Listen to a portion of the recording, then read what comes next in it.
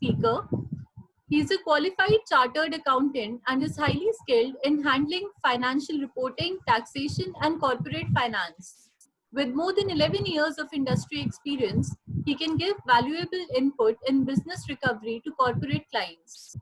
Financial analysis, due diligence, financial modeling, taxation, internal audit, and financial reporting are some of his favorite areas to work on and deliver the best. He is a financial advisor for many corporates and SMEs, including Dalmia Bharat Group, Dolphin International Group, Max Express Group, etc. He is the CEO of Digital CA, which is an online platform for all business compliances. With that being said, I would now like to welcome Mr. Rajiv Ranjan Srivastav, our second speaker for today's webinar.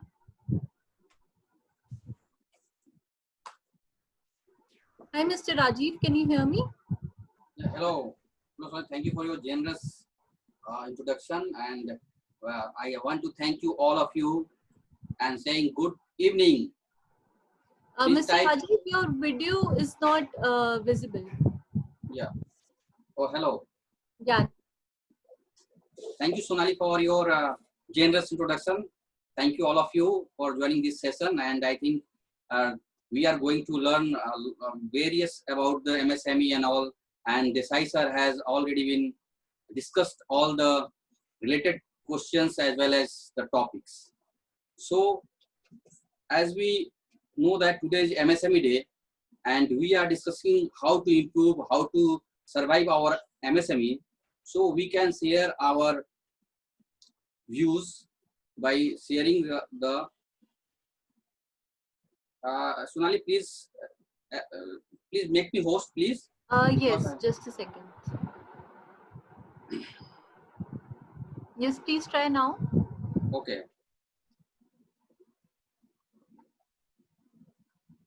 So first of all, I want to thank you, Business Exchange Portal. So we are going to discuss today topic revival and survival of Indian MSMEs and ways forward. इसमें हम पहले देखेंगे कि हमारा जो MSMEs के definitions change किए गए हैं. आप में से बहुत सारे लोग हैं जो MSME में पहले कवर नहीं होते थे, लेकिन अब कवर होंगे, क्योंकि 1 जुलाई से ये इसकी डेफिनेशंस को चेंज कर दिया गया, इफेक्टिव कर दिया गया है. यानी कि अब जो सेकंड आप रिवाइज MSME क्लासिफिकेशन देख रहे हैं, इसमें आप देख सकते हैं कि कैसे आप कवर होंगे. यहाँ पे आपको इन्वेस्टमेंट के साथ साथ टर्नओवर को भी लाया गया है, माइक्रो, स्मॉल एंड मीडियम. इसमें माइक्रो में आपको 1 करोड़ से लेके 5 करोड़ 1 करोड़ तक अगर आपका इन्वेस्टमेंट है, साथ में अगर टर्नओवर 5 करोड़ तक का है तो आप माइक्रो में होंगे. स्मॉल में 10 करोड़ तक का इन्वेस्टमेंट है और टर्नओवर आपका 50 करोड़ तक का है. इसी तरह से मीडियम में 20 करोड़ तक का इन्वेस्टमेंट होना चाहिए और 100 करोड़ का आपका टर्नओवर होना चाहिए. यानी कि अगर आप MSME में नहीं है तो आप जरूर जाइए, अपना चेक कीजिए. अगर इस कैटेगरी में आप आते हैं तो 1 जुलाई के बाद से आप MSME में रजिस्ट्रेशन करा सकते हैं, उद्योग आधार ले सकते हैं.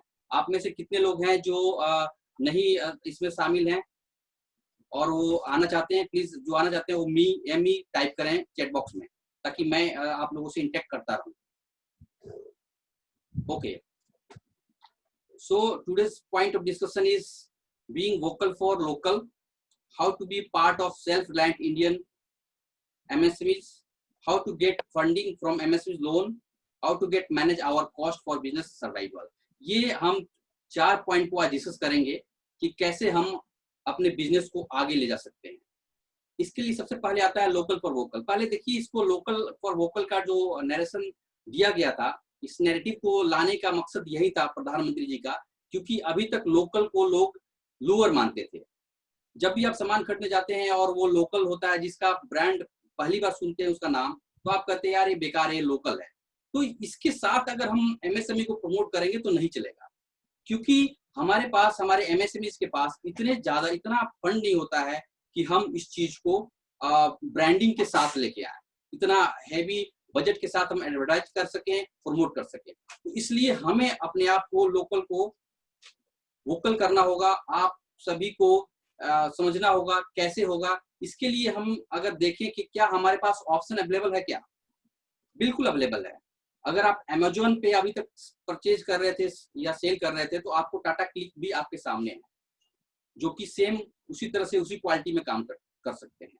अब हमें अगर देखना होगा कि कैसे समझे कि कौन सा गुड्स में बाहर का है, आउट ऑफ कंट्री है, इंडिया के बाहर प्रोड्यूस किया गया है या कौन से इंडिया में है। तो इसके समझने के लिए आपको बार कोडिंग, जो भी आप प्रोडक्ट लेते हैं उसमें आपका बार कोड होता है।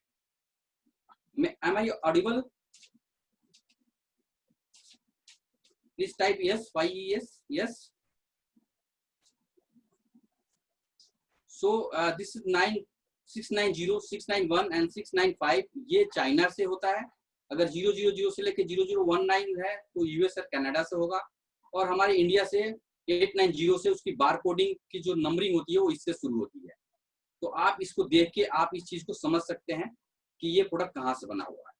अब जो अगर हम ग्लोबल अपने वोकल करना है अगर लोकल को, तो इसके लिए हमें किसी प्रेशर में नहीं, हमें खुद ही इस चीज को समझना होगा। हमारे जो एफएमजी, मान लेते हैं कि उदाहरण के तौर पे अगर एफएमजी प्रोडक्ट कोई आ रहा है तो हम उसमें देखें कि किसका हम सब्स्टिट्यूट ला सकते हैं, जो कि हम फॉरेन ब्रांड है उसको हम इंडियन ब्रांड से रिप्लेस कर सकें। या अगर आप एफएमजी में प्रोडक्शन करना चाहते हैं तो कौन सा ब्रांड है जो विदेशी ब्रांड है उसको आप इंडिया में प्रोड्यूस करना चाहते हैं जो सेम क्वालिटी और सेम प्राइस में हो। इसके साथ साथ इसके लिए मैं आप सभी को अभी चाहूंगा कि अगर आप करना चाहें तो आप placemygov.in/vocal-about-local पे जाके आप अपना बेसिक इंफॉर्मेशन देंगे तो आपको ये सर्टिफिकेट मिलेगा, जो आप लगा सकते हैं सर्टिफिकेट अपने बिजनेस प्लेस पे और लोगों को भी मोटिवेट कर सकते हैं। क्योंकि ये देखिए, इसकी सबकी सहभागिता से काम हो सकता है, सबका इसमें साथ होना जरूरी है, तभी हम लोकल को वोकल कर सकते हैं। हम अपने ब्रांड के साथ साथ जो हमारे एमएसएमईज हैं, जो दूसरे ब्रांड है, उनको भी प्रमोट करना चाहिए, उनके भी अच्छे जो भी क्वालिटी है उनको सामने लेके आना चाहिए। अब दूसरा पॉइंट आता है how to be part of self reliant Indian movement. जो आपका आत्मनिर्भर भारत प्रोग्राम चलाया गया है, जो ये आप पीछे देखें, इस पे बहुत सारी चर्चाएं हो रही थी, तो इसका हम कैसे पार्ट बने। इसके लिए पहले हम अपने ब्रांड को ग्लोबल लेके आना पड़ेगा।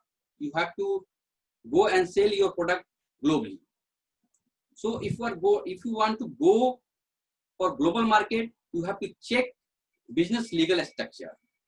अभी तक क्या होता है कि हम जब बिजनेस स्टार्ट करते हैं तो हमें प्रोप्राइटरशिप में शुरू करते हैं, फिर कोई लोग एलएलपी में शुरू करते हैं, कोई लोग प्राइवेट लिमिटेड में करते हैं। अब किसका स्ट्रक्चर कौन सा सुटेबल है ये देखना बहुत जरूरी है। अगर आपका वेंडर बहुत सारे लोग हैं, आप बहुत सारे लोगों के साथ इंटरेक्ट कर रहे हैं, या आप एक्सपोर्ट कर रहे हैं, तो वहां पे कॉर्पोरेट स्ट्रक्चर का होना बहुत जरूरी है। क्योंकि बहुत सारे लीगल कॉन्सिक्वेंसेस हो सकते हैं जो कि आपको प्रॉब्लम क्रिएट कर सकता है। अगर आप प्रोप्राइटरशिप में कर रहे हैं तो हर जगह आपके ऊपर ही जाएगा। प्रोप्राइटरशिप में कोई बिजनेस का अलग पैन नंबर नहीं होता, आपका ही होता है, यानी कि आप पर्सनली उससे अटैच हो जाते हैं। तो आप इस चीज को जरूर चेक कीजिए कि क्या आपका बिजनेस स्ट्रक्चर आपके बिजनेस से अलाइन कर रहा है, उसके साथ है वो सही। फिर आता है ट्रेडमार्क। हमें क्या होता है, हमारे इंडियन इंडस्ट्री में क्या है कि ट्रेडमार्क को हम ज्यादा महत्व नहीं देते हैं और हम पहले बिजनेस रजिस्ट्रेशन करते हैं और फिर काम शुरू करते हैं। लेकिन आज की डेट में अगर आप अपने ब्रांड को ग्लोबल बनाना चाहते हैं तो आपको सबसे पहले ट्रेडमार्क लेना जरूरी है। क्योंकि आप अगर ट्रेडमार्क लेंगे तो आपका ब्रांडिंग आपका सिक्योर हो पाएगा। अदरवाइज आजकल बहुत सारे ऐसे प्रोफेशनल हैं जो कि आपके जो ब्रांड पे आप पैसा खर्च कर रहे हैं, जो आप उसको प्रमोट कर रहे हैं, चाहे वो डिजिटली हो या फिजिकली हो, तो उस ब्रांड को आप रजिस्टर नहीं कराएं तो किसी और कोई जो प्रोफेशनल से वो करा लेता है, फिर आपके ऊपर झूठा केस डाल सकता है। तो इस तरह से ये प्रॉब्लम आ सकती है। इसलिए आप अपने ब्रांड अगर आप प्रमोट कर रहे हैं तो पहले देखिए वो रजिस्टर्ड होना चाहिए, उसका जरूर कीजिए। साथ में आपको पेटेंट, अगर आपने कोई नया इन्वेंशन किया है, कोई नया यूनिक प्रोडक्ट लाइन लेके आए हुए हैं, तो आप उसका पेटेंट जरूर कराइए। क्योंकि जब आप ग्लोबल जाएंगे तो बहुत सारे आपके चैलेंजेस होंगे, बहुत सारे आपके कंपटीटर होंगे जिसको आपको फेस करना होगा। इसके लिए आपको लीगली बिल्कुल सिक्योर होना चाहिए। अब उसके बाद मैं बात करूंगा एमएसएमई ग्लोबल मार्ट।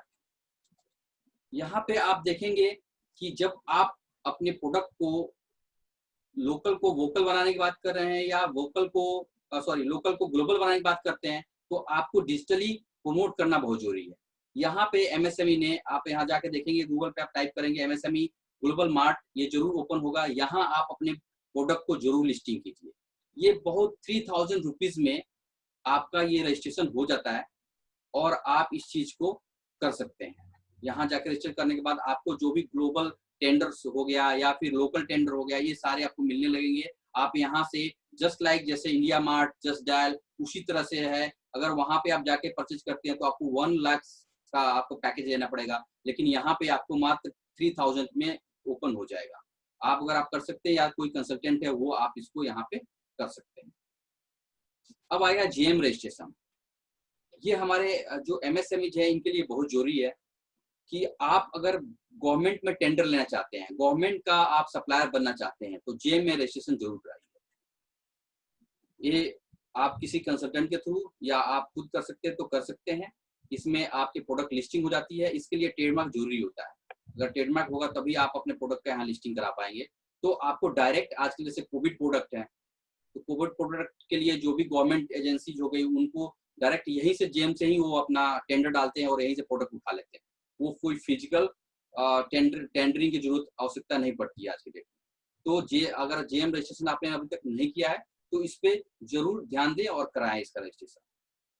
साथ में Z, zero defect zero effect, यानी कि ये 2015 में इसकी शुरुआत की गई थी कि जेड हमारे इंडिया में भी होना चाहिए, क्योंकि जो आप प्रोडक्ट आप प्रोड्यूस कर रहे हैं, जो आपका प्रोडक्ट लाइन है, वो आपको जीरो डिफेक्ट के साथ जीरो इफेक्ट भी डाले हमारे इन्वायरमेंट।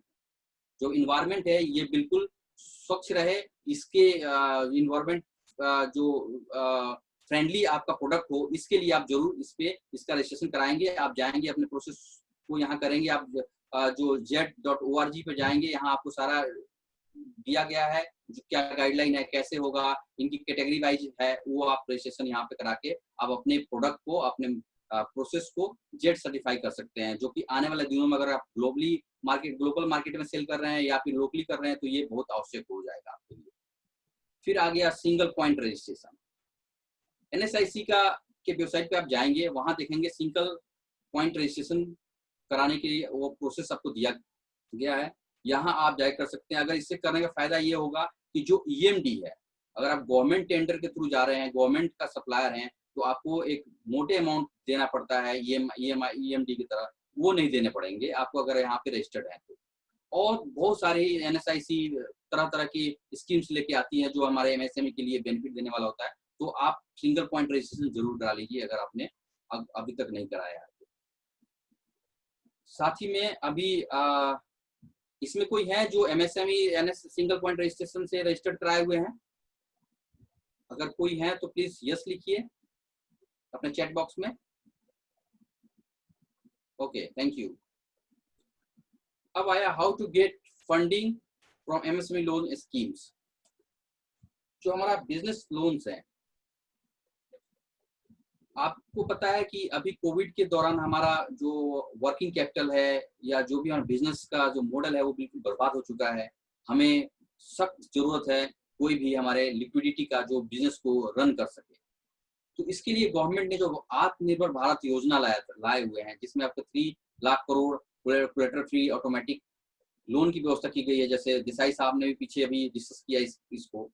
इसमें थोड़ा सा मैं प्रकाश डालना चाहूंगा कि ये आपका ये किसके लिए है? अभी जो इन्होंने अभी इनका जो लोन दे रहे हैं ये एग्जिस्टिंग बोरोवर को दे रहे हैं, या जिनका लोन आउटस्टैंडिंग है 25 करोड़ एज ऑन 29 फरवरी तक। अगर जो इनका आउटस्टैंडिंग एग्जिस्टिंग बोरोवर हैं जिन्होंने 25 करोड़ तक का लोन ले रखा है, उससे ऊपर है उसके लिए नहीं। जो उनके यहाँ तक के लोन ले रखे हैं और जिनका टर्नओवर 100 करोड़ के बराबर है, मतलब उसके नीचे है, यानी कि 100 करोड़ से अगर ऊपर आपका टर्नओवर होता है तो आप एमएसएमई में आएंगे ही नहीं। तो ये चूंकि ये जो लोन है ये एमएसएमई के लिए है।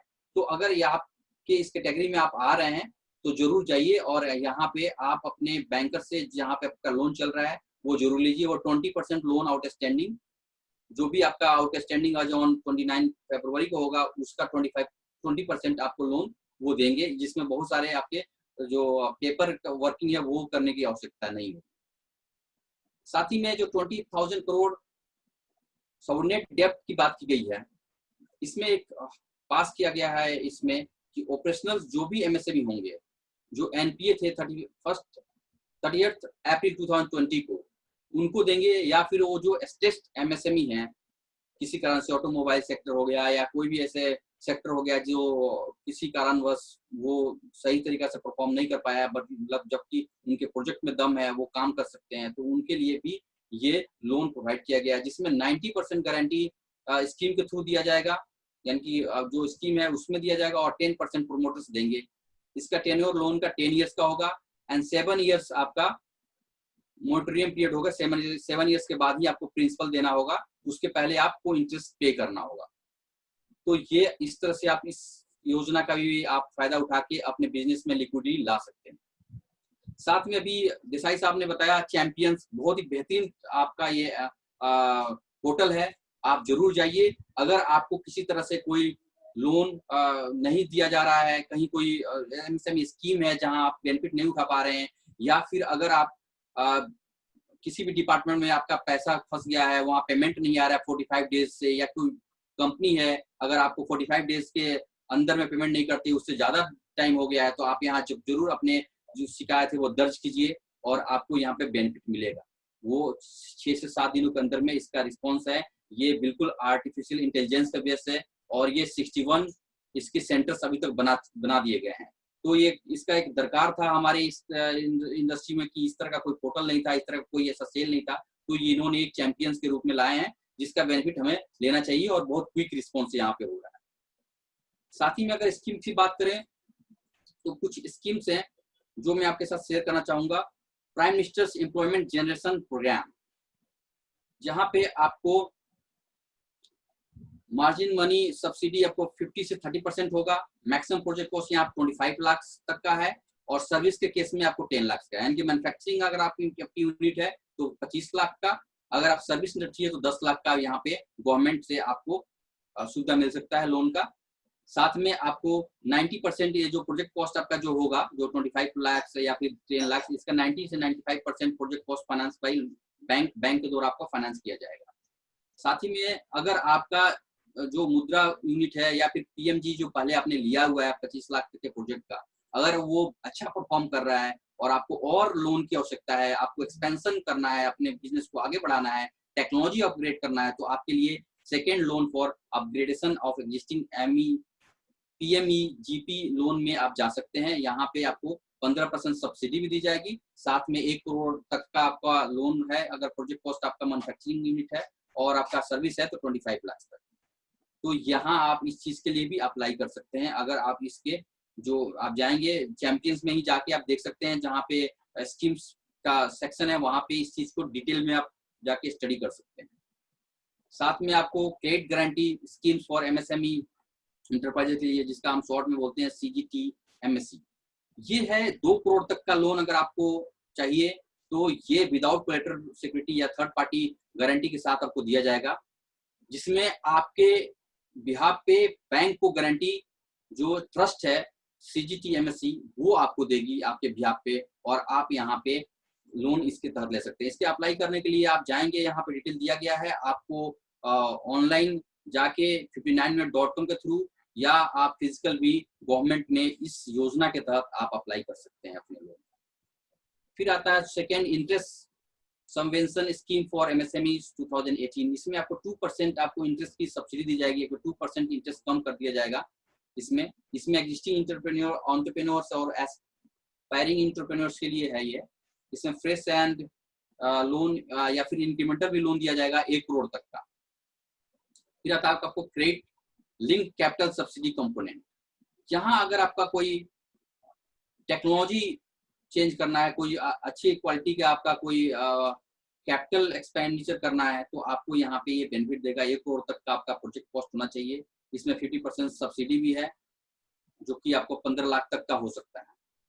अब सेकेंड आपको 6th पॉइंट हो गया एमएसएमई टेक्नोलॉजी सेंटर।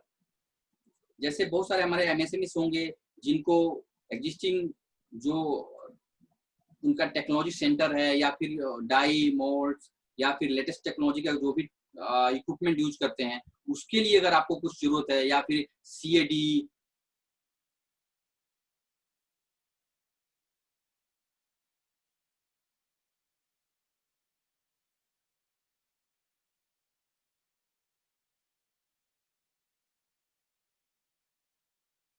ये जेम पोर्टल पे भी, सॉरी जो आपका चैंपियन पोर्टल है वहां आप देख सकते हैं, इसकी डिटेल आपकी वहां पे मिल जाएगी।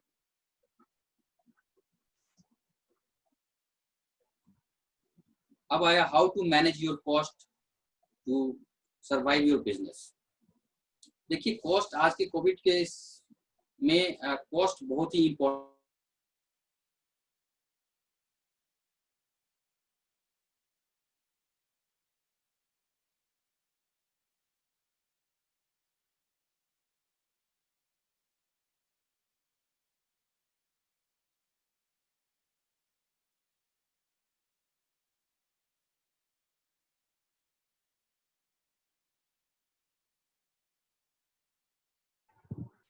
Mr. Rajiv, we cannot hear you. Is there a problem? Okay. 1 minute, please. Yeah, now I can hear you, but your video has freezed. Okay, 1 minute, please. Sorry.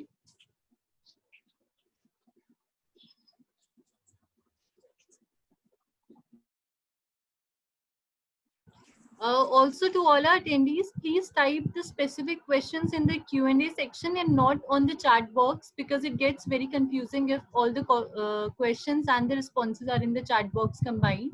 So please make sure that you type the questions in the Q&A section that we have. Okay, I'm audible now? Yes, you're audible. Okay, thank you.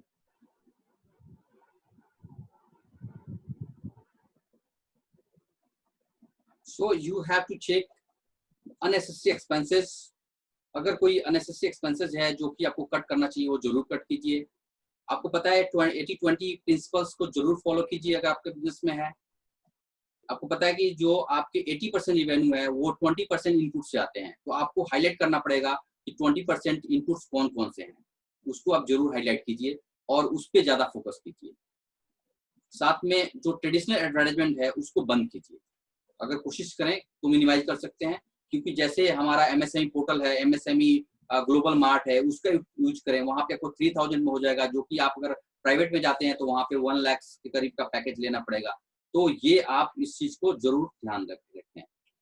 Look up in the cloud. अगर आपका कोई ऐसा software है जो cloud से काम हो सकता है तो क्लाउड पे जरूर मूव कर जाए, क्योंकि जो आपका डेस्कटॉप बेस्ड सॉफ्टवेयर होता है वो बहुत ही महंगा होता है। अगर मैं बात करूँ अकाउंटिंग का, अगर टैली आप लेते हैं सपोज, तो टैली आपको 25,000 के करीब में आएगा। लेकिन अगर आप वही क्लाउड बेस्ड कोई सॉफ्टवेयर लेते हैं जैसे क्विक बुक, तो आपको 2500 में आ जाएगा।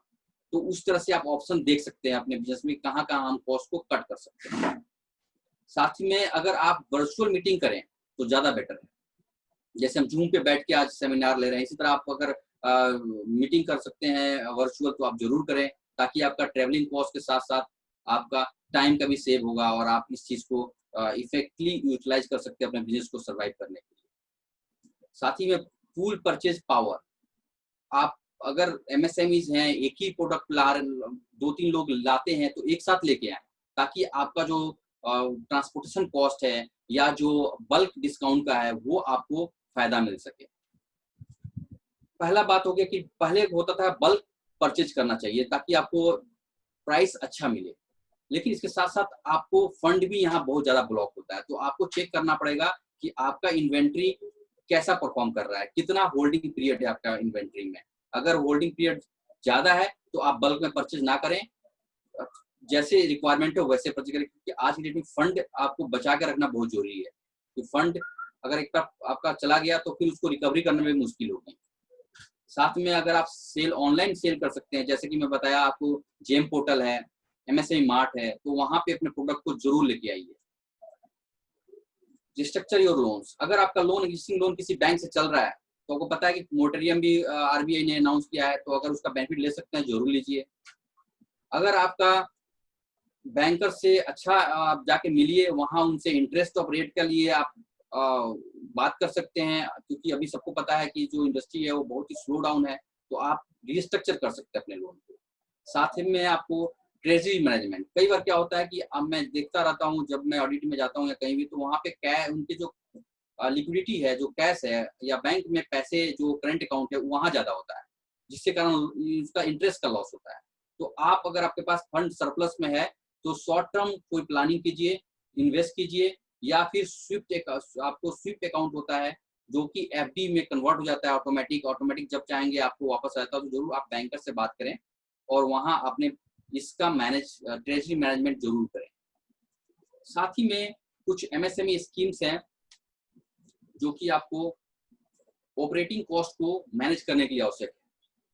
जैसे अगर आप क्लस्टर डेवलपमेंट करना चाहते हैं, जैसे आप ऐसा कोई टेक्नोलॉजी है, जैसे मान लीजिए टेक्सटाइल इंडस्ट्री की बात करें तो उनमें जापानीज टेक्नोलॉजी के बहुत सारे मशीन आते हैं जो कि बहुत कॉस्टली होता है। कोई एक एमएसएमई अगर लेके आएगा तो बहुत दिक्कत होगी, उसके फंड बहुत चाहिए होंगे। तो अगर इस तरह के लुधियाने में और जगह पे बहुत सारे क्लस्टर्स बने हुए हैं जो स्पेशल पर्पज व्हीकल बना के, जैसे हम 4-5 लोग मिल गए और हमने स्पेशल पर्पज व्हीकल बना लिया और फिर हमने उसका प्रोजेक्ट रिपोर्ट बनाया, कॉमन प्रोजेक्ट रिपोर्ट बनाया, जैसे 20 करोड़ तक का अगर है तो उसमें 90% गवर्नमेंट देती है। आप एक जगह एक प्लेस पे आप अपना इस्टेब्लिश कर दीजिए और सब लोगों का उसमें जो भी गुड्स होंगे वहां प्रिपेयर होंगे, तो जनरल से जो उनका कॉमन कॉस्ट होगा उस पे। तो इस तरह से आप अपने एमएसएमई में क्लस्टर डेवलपमेंट प्रोग्राम का भी हिस्सा बन सकते हैं। प्रोक्यूरमेंट एंड मार्केटिंग सपोर्ट, अगर आपका कोई भी मार्केटिंग के लिए अगर आप ट्रेड फेयर करना चाहते हैं या आप कहीं डोमेस्टिक ट्रेड फेयर में भी भाग लेना चाहते हैं या फिर फॉरेन में भी जाना चाहते हैं, तो आपको एक बजट के साथ जाना पड़ेगा। आपको एमएसएमई डिपार्टमेंट के थ्रू मूव करना चाहिए। आपको यहाँ पे जैसे क्लास मेट्रो या क्लास ए सिटीज है वहाँ पे 1 लाख का और क्लास 1.5 लाख का एंड 1 लाख जो क्लास बी सिटीज है वहाँ पे आपको दिया जाएगा। साथ में अगर design clinics for design expertise through MSME के लिए अगर आप कर रहे हैं तो वहाँ पे आपको 75% माइक्रो के लिए, 60% एमएसएमई के लिए, जिसका प्रोजेक्ट कॉस्ट आपका 40 लाख का है, तो वो आपको यहाँ पे बेनिफिट मिल सकता है। डिटेल में मैं फिर बता रहा हूँ कि आप जाएंगे आपको ऑनलाइन सारा ये मिल जाएगा, चैंपियंस के पोर्टल पे ही मिल जाएगा। इसमें 75% जिसका कॉस्ट 1.5 लाख फॉर फाइनेंशियर्स है, जो इसका रेकरिंग कॉस्ट होता है एक्सपेंसेस, वो भी एमएसएमई डिपार्टमेंट के थ्रू आपको रिम्बर्स किया जाएगा। साथ ही में अगर डिजिटल एमएसएमई टेक्नोलॉजी सपोर्ट अगर आप चाहते हैं तो यहाँ पे भी आपका एक डिजिटल एमएसएमई करके एक स्कीम है जिसका आप बेनिफिट ले सकते हैं। Awareness on intellectual property right, जैसे मैं बताया कि ट्रेडमार्क बहुत जरूरी है, पेटेंट रजिस्ट्रेशन कराना बहुत जरूरी है। तो अगर इस तरह से आप कर रहे हैं तो आपको इंडियन पेटेंट करा रहे हैं तो आपको 1 लाख तक का आपका रिम्बर्समेंट एमएसएमई के थ्रू हो जाएगा। साथ में अगर फॉरेन पेटेंट आपके पास है, करवाया है आपने, अगर उसमें एक्सपेंस हुआ है तो 5 लाख तक का आपका गवर्नमेंट बियर करेगी। साथ में ट्रेडमार्क अगर आपने कराया है तो 10,000 रुपीज तक का आपका ट्रेडमार्क भी यहाँ पे awareness on intellectual property rights में आपको रिम्बर्स हो जाएगा। जीआई जो इंडिकेटर्स रजिस्ट्रेशन अगर आप कराते हैं तो 2 लाख तक का आपका यहाँ पे रिम्बर्समेंट का व्यवस्था की गई है। साथ में एक्सपोर्ट मार्केटिंग प्रमोशंस, अगर आप बाहर जाके इंटरनेशनली आप अपने ब्रांड को प्रमोट करना चाहते हैं तो वहाँ पे बहुत सारे ट्रेड फेयर लगे रहते हैं। अगर वहाँ जाना चाहते हैं तो वहाँ भी आपको गवर्नमेंट के एमएसएमई डिपार्टमेंट के थ्रू अगर जाते हैं तो वहाँ रिम्बर्समेंट मिलता है और आप अपने कॉस्ट को कम कर सकते हैं। इसके साथ बहुत बहुत धन्यवाद आप लोगों का, थैंक यू। ये we can start Q&A session now. Sonali, are you hear me? Yes, I can hear you. Yeah, we can start Q&A session. Yeah, just a second.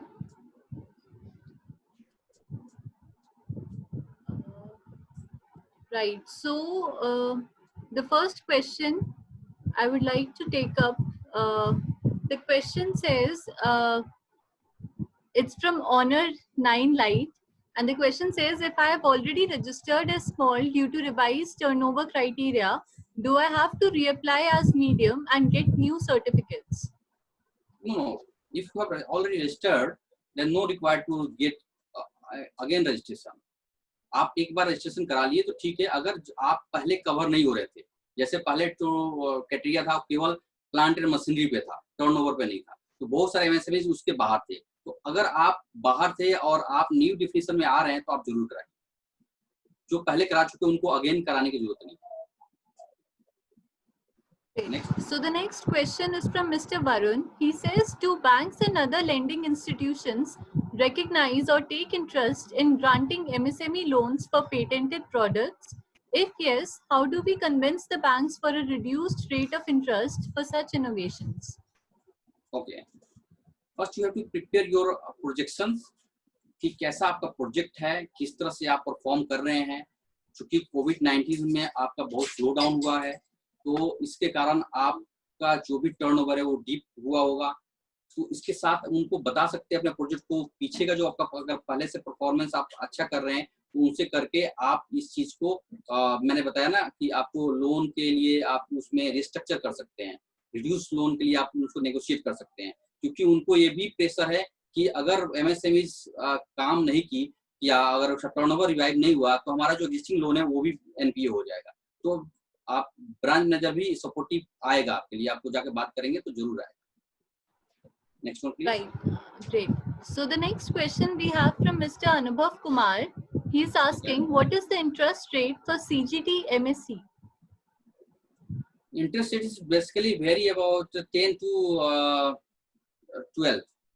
इसमें आपको रेट ऑफ इंटरेस्ट वो depend करता है project के ऊपर और आपका banking कैसा है, टर्नओवर कैसा है, इस पे नेगोशिएट होता है। तो स्ट्रेट फॉरवर्ड रेट नहीं है, लेकिन मिनिमम आपको 8 से लेके और 12 के बीच में वेरी करता है। इसमें आपको 2% सबवेंशन भी अगर आप स्कीम में जाएंगे तो गवर्नमेंट भी 2% वहां पे सब्सिडी देती है इंटरेस्ट में भी, अगर उस स्कीम में जाते हैं। So the next question is from Christy, and the question is, if your CIBIL score is low, then can you get MSME loan or a Mudra loan? Pardon, which is low? If the CIBIL score is low, then can we get MSME loan or Mudra loan? Yes, ये इस पे depend करता है कि आपका civil score कितना खराब है। अगर आपका 6 से ऊपर है तो ठीक है। साथ में सिविल के साथ साथ आपका जो परफॉर्मेंस है बिजनेस का वो भी बहुत बेहतरीन होना चाहिए। अगर वो दोनों है तो आपको मिलेगा। जैसे कि आप देखा कि जो हमारे स्टेट एमएसएमई है या फिर जो एनपीए एमएसएमई है, उनको भी लोन देने की बात की गई है, जो हमारा आत्मनिर्भर भारत में आया हुआ है। तो इस तरह से अगर आपका प्रोजेक्ट बढ़िया है, आप काम पीछे अच्छे किए हुए हैं, तो वो आपको हो सकता है कि आपको मिल जाए। खासकर अगर आप पहले से अगर लोन लिए हुए हैं तो आपके लिए तो गवर्नमेंट ने 20,000 करोड़ का किया ही है व्यवस्था कि आप उसमें ले सकते हैं। लेकिन ये क्राइटेरिया है, सिविल तो होना चाहिए, अच्छा होना चाहिए। सिविल में प्रॉब्लम अगर होता है तो दिक्कत आएगी, लेकिन ये कोशिश कीजिए कि अगर सिविल जल्दी इम्प्रूव हो जाए तो ज़्यादा बेटर है। अगर नहीं हो पा रहा तो प्रोजेक्ट रिपोर्ट के साथ आप जाएंगे, नेगोशिएट करेंगे तो कुछ बात बन सकती है। Right. So the next question is from Mr. Varun again. He's asking, how do you claim reimbursement for patent?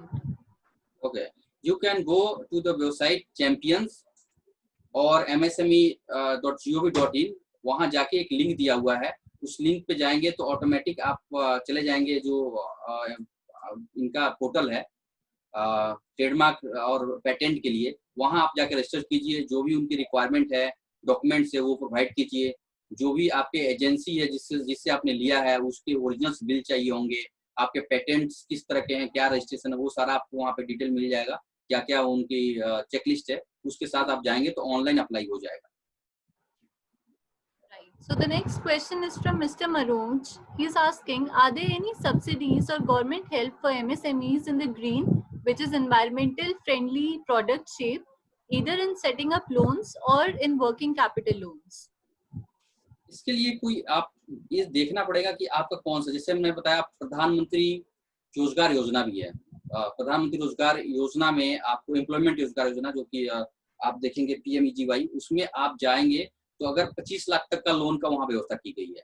अगर आपका जो छोटे सिटीज के लिए ज्यादा प्रिफरेबल है, वहाँ आप जाके जो भी MSME डिपार्टमेंट है वहाँ ये बात करेंगे, या ऑनलाइन भी अप्लाई कर सकते हैं आप, तो वहाँ जाए कर सकते हैं। साथ में अगर आपका प्रोजेक्ट अगर 2 करोड़ के अंदर में आता है तो आप CGT MSME के लिए 59minute.com में जाके अप्लाई कर सकते हैं।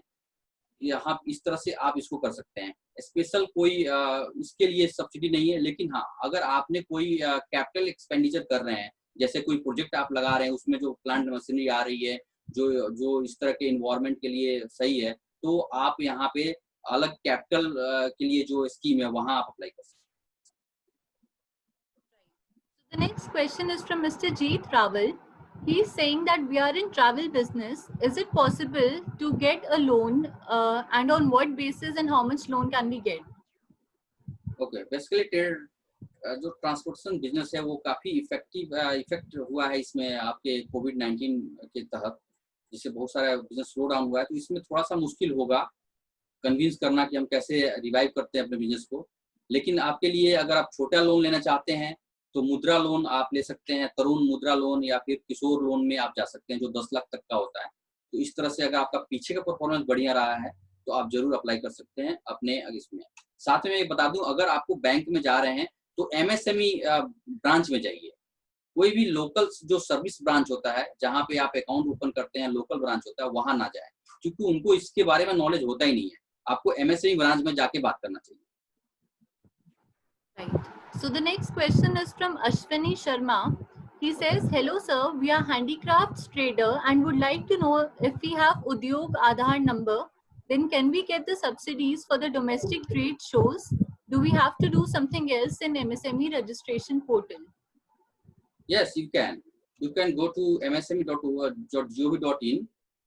वहाँ आप जाके जो आपको मैंने बताया जो एग्जीबिशन है, लोकल एग्जीबिशन के लिए वहाँ पे स्कीम है, वहाँ जाके अपने आप को रजिस्टर कर सकते हैं। आप कौन से एग्जीबिशन में जा रहे हैं, उसका सारा आपके पास डिटेल होना चाहिए, तो आप अप्लाई करेंगे। साथ में आप जाके जो भी एमएसएमई डिपार्टमेंट में है वहाँ जाके जरूर मिले। अगर किसी तरह से कोई हेल्प नहीं दिया जा रहा है तो आपको चैंपियंस में जाके अपने ग्रीवेंसेस को रजिस्टर करना चाहिए। Right. So the next question is from Shashi Kumar. He says, "I want to start a new online education company. How can I apply for a loan?" Okay, first you have to prepare your project report, because if you want to start your new project, then you have to prepare 5 years project report with all details. जैसे कि आपका जो promoters हैं, जो उसके owners हैं, उनका क्या क्वालिफिकेशन है, उनका क्या बैकग्राउंड है, प्लस आपका क्या विजन है, कितना आपका मार्जिन आएगा, क्या प्रॉफिट आएगा, कितने लोगों को पढ़ाना चाहेंगे। इस तरह से आप प्रोजेक्ट रिपोर्ट बनाइए। बना के आप एमएसएमई के जो ऑफिसर्स हैं वहाँ डिस्कस कर सकते हैं। अगर आप छोटे शहर में हैं तो वहाँ पे जो खादी उद्योग भंडार है उनका जो ऑफिस है वो एमएसएमई को रिप्रेजेंट करता है, तो वहाँ जाके आप बात कर सकते हैं, प्रोजेक्ट रख सकते हैं। और साथ में जो शेड्यूल कमर्शियल बैंक है वहाँ भी आप बात कर सकते हैं। Question is from Mr. Anurag Gandhi. He's saying, "Can we upgrade our MSME license for new activities in lieu of the current situation? And for new venture startup, whom do I contact and where?" If your organization is same, जैसे मान लीजिए मैंने कोई organisation same ही रखा है और उसमें हमने नए एक्टिविटी हमने नया शुरू कर दिया है, तो हम अमेंड कर सकते हैं अपने जो भी आपके पास आधार उद्योग है उसको आप अमेंड कर लीजिए। लेकिन अगर आप अलग अलग कोई वेंचर शुरू कर रहे हैं तो फिर आपको अलग लेना पड़ेगा। लेकिन जब आप एमएसएमई में जाएंगे तो एक आधार पे एक ही होता है, तो आपको उसी में ऐड ऑन करना पड़ेगा। जो भी उसमें एक्टिविटी है वो आप ऐड और कर सकते हैं।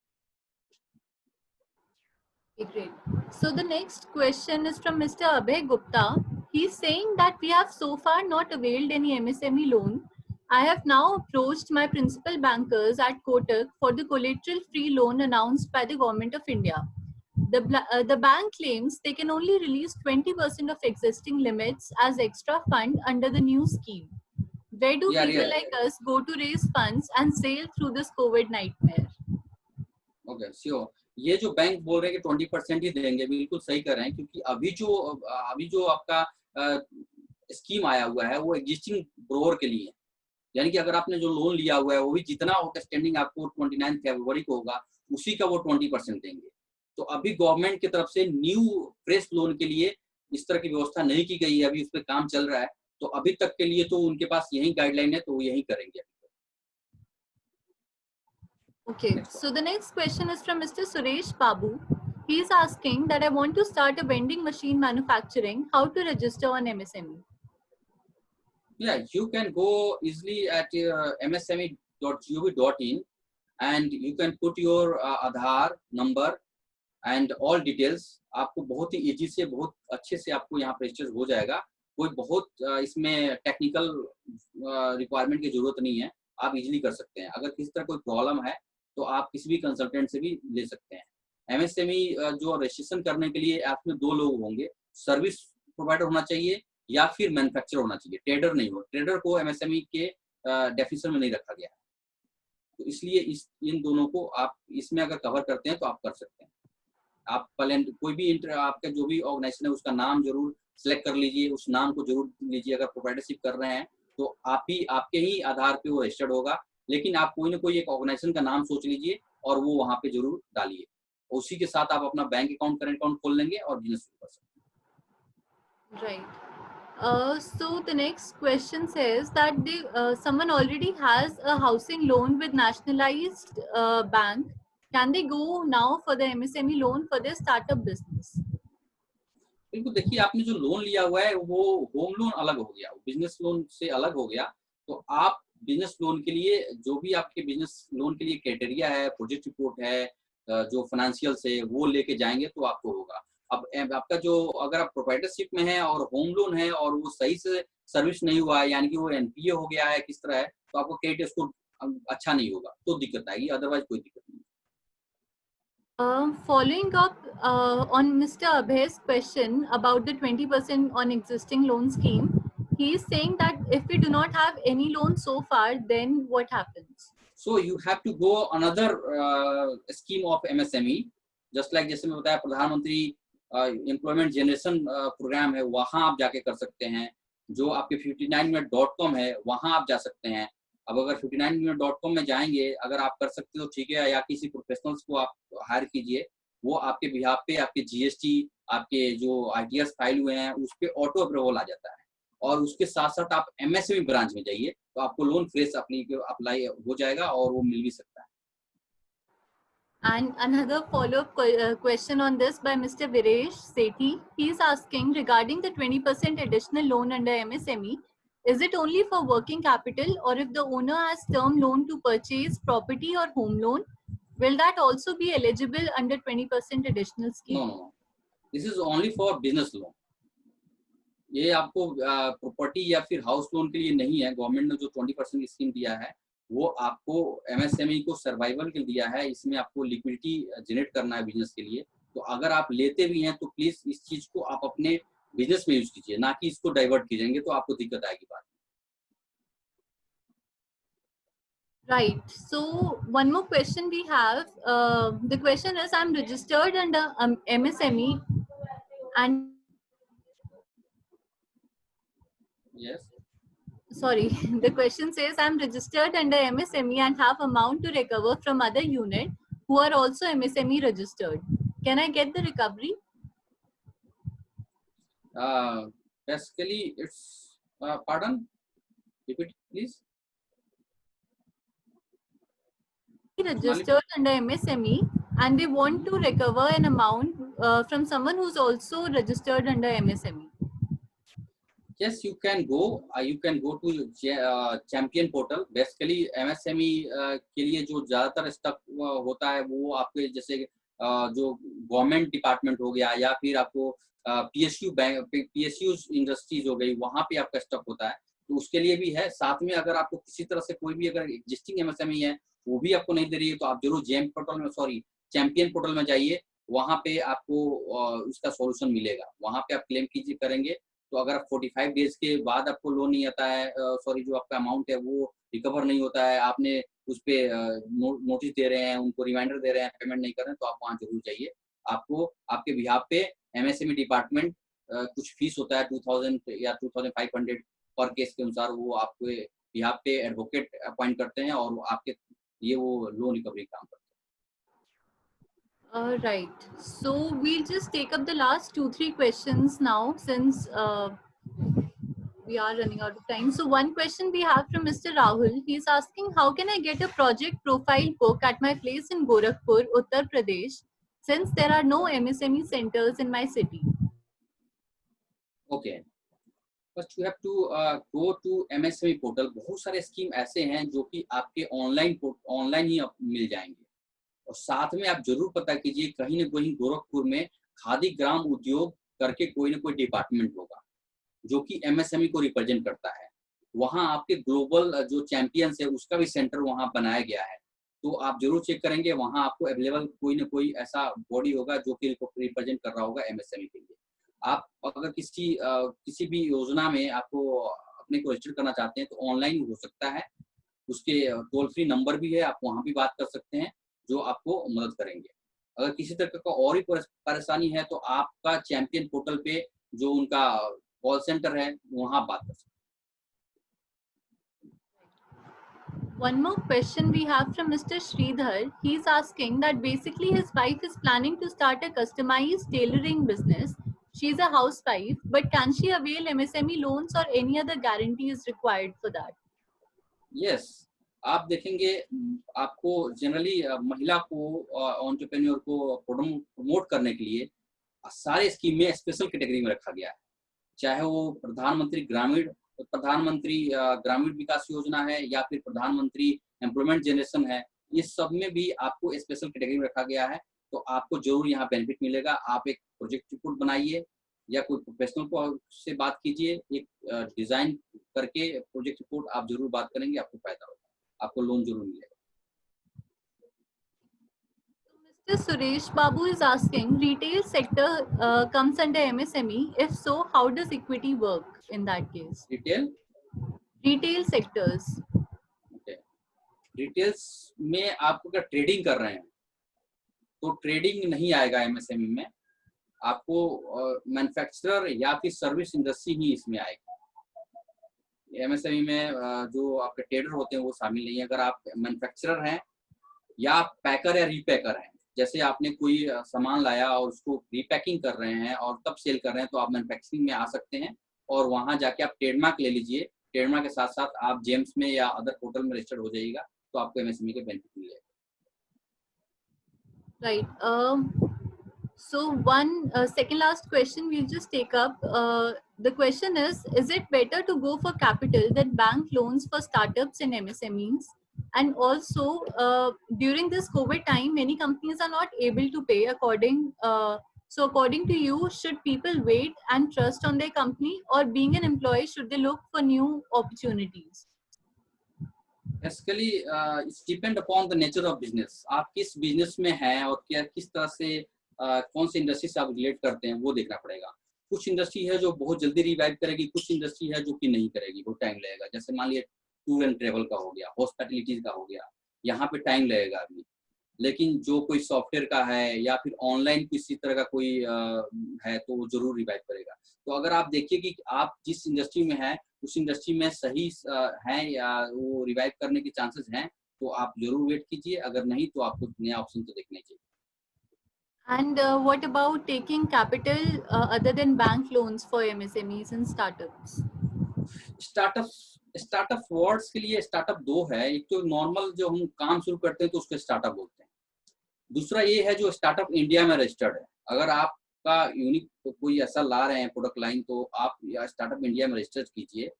रजिस्टर करने के साथ साथ आपका इंक्यूबेटर सेल होते हैं, जो एक्सलेटर भी होते हैं। एक्सलेटर मतलब होता है आपके इनिशियल जो कैपिटल होती है उसकी रिक्वायरमेंट को पूरा करना।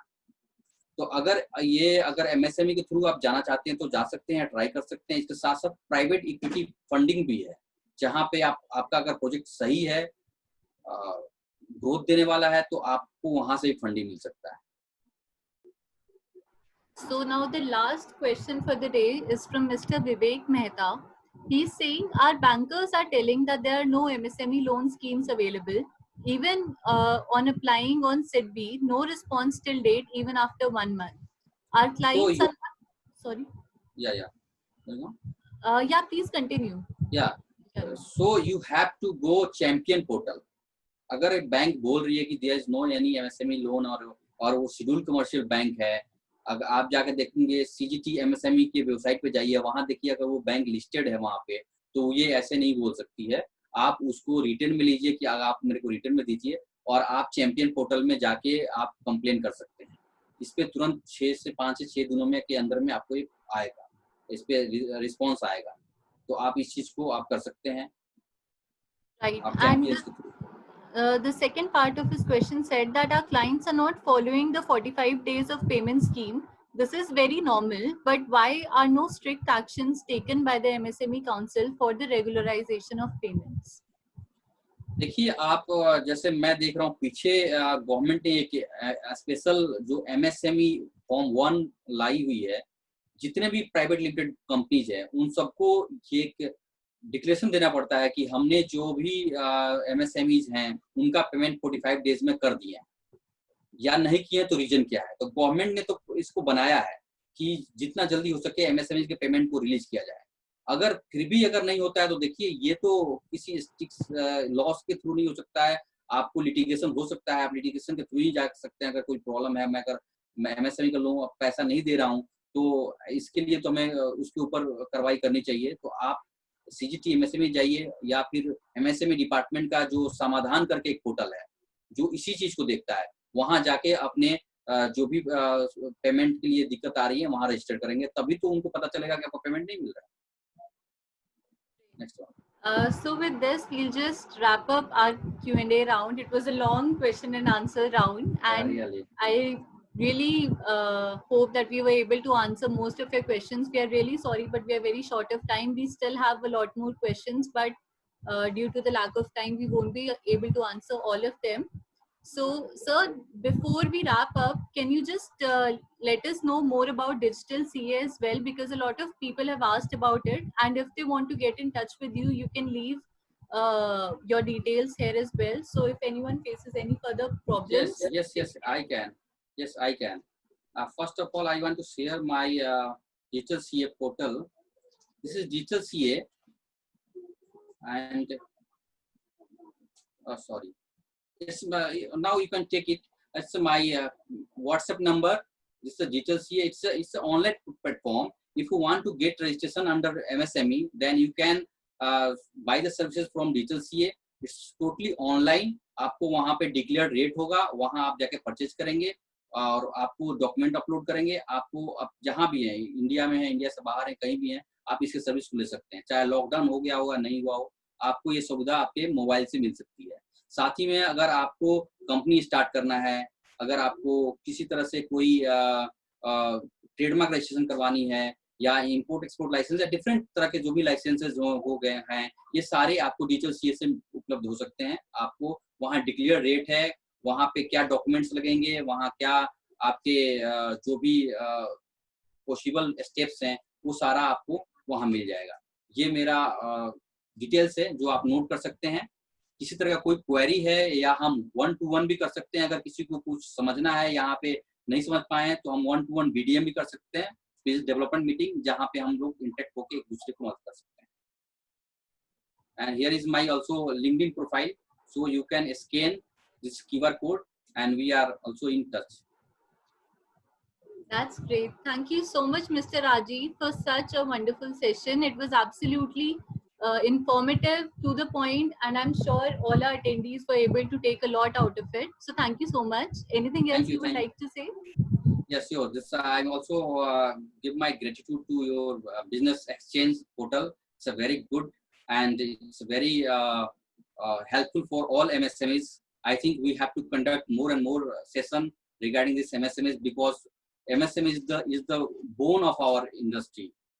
So we have to push our MSMEs to survive our countries as well as local to vocal. Thank you. Thank you so much, sir. Thank you to all our attendees. We really hope we were able to add some value to your lives through this session. Thank you so much. We'll see you again next time with another session. And if you have any questions, any concerns, please feel free to reach out to me, and I'll make sure that we address your concerns. And if you are still not able to get the details of Mr. Rajiv, again, please get in touch with me and I'll make sure you get that. So thank you so much. Thank you, Mr. Rajiv. Thank you, Sonali. Okay, bye-bye. Thank you all of you. Bye-bye.